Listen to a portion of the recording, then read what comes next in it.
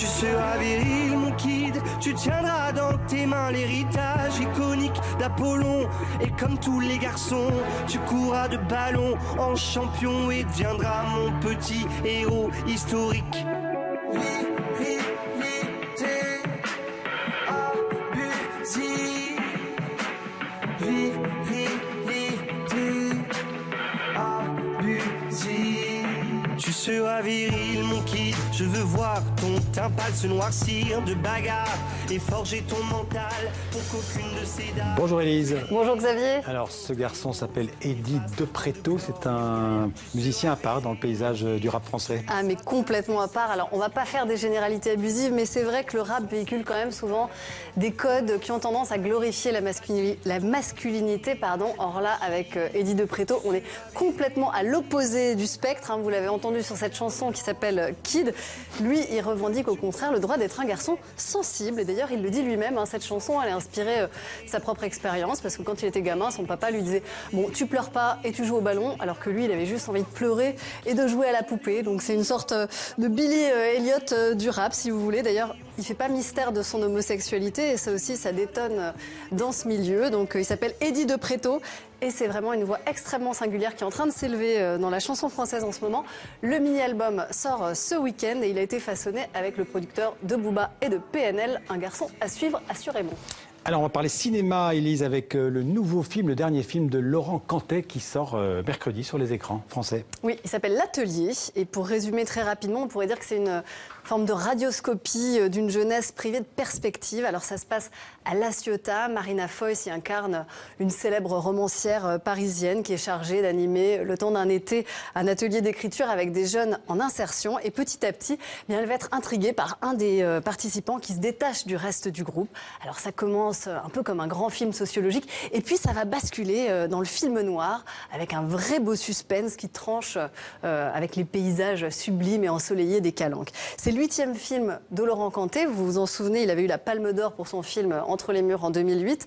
Et là encore, comme pour Entre les murs, il a fait appel à des comédiens non professionnels. J'ai rencontré Laurent Cantet et il nous a parlé justement de son approche de directeur, d'acteur, toujours au plus près du réel. Écoutez-le. C'est obligé qu'il se passe ici, le roman?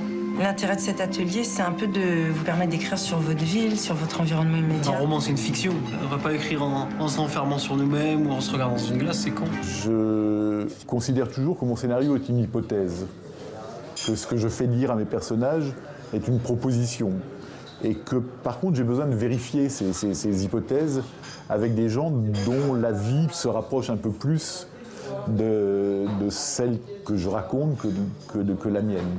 En dehors de Marina Foïs, qui est finalement la seule comédienne professionnelle du film, tout le casting a été fait de manière, alors ce qu'on appelle un casting sauvage. Et du coup, on a passé beaucoup de temps ensuite à répéter. On a passé 3 semaines avant le tournage, à plein temps. Non seulement à improviser autour des scènes, mais surtout à beaucoup en parler. On plaisante, là, je vous dis pas qu'on va tout garder, mais il y a des choses intéressantes. Par exemple, ce que propose Malika, que notre histoire soit liée au passé communiste de la ville, c'est pas mal. En fait, vous voulez faire un roman politique, vous voulez pas faire un roman noir, vous pouvez le dire. Ah mais non, mais moi je veux rien. Ouais. Vous voulez rien? Vous voulez faire croire ça à qui ici?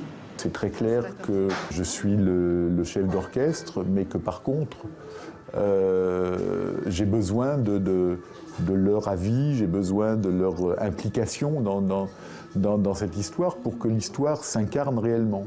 Et je pense que le film essaye de réagir contre le regard très surplombant que les adultes ou les vieux peuvent avoir sur ce moment de la vie et sur cette génération. Il ne pensait plus. Il a ouvert son sac, a sorti une calache, et avant que personne ne puisse réagir, il a tiré. La vue du sang semblait même lui donner le courage de continuer. Putain, t'as de la javel dans la tête ou quoi, gros? Tu parles comme ça! Ferme ta gueule, arrête! Je pense que les jeunes d'aujourd'hui sont confrontés d'abord à une absence de perspective pour beaucoup d'entre eux. Qui aujourd'hui est mise en danger par ce métissage galopant. J'avais envie aussi d'essayer de comprendre comment les extrémismes, tous les extrémismes, peuvent avoir une prise sur des jeunes qui justement n'ont plus cette perspective qu'on pouvait avoir il y a quelque temps. Vous vous intéressez à moi parce que je vous fais peur.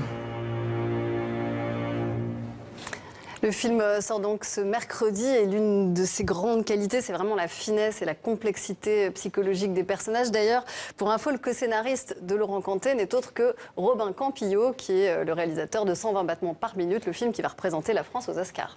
Voilà, et pour finir, Élise, vous allez nous parler d'une expo sur les Rolling Stones. Oui, et ce sont des photos absolument géniales qui ont été prises par Dominique Tarlet dans des circonstances inouïes. On est en 1971 à Villefranche-sur-Mer et Keith Richards loue une villa dans laquelle le rejoint Mick Jagger. Et c'est là, dans le sud de la France, dans la cave de cette villa, que va être enregistré l'album Exile on Main Street, que beaucoup de fans considèrent comme le meilleur album des Stones.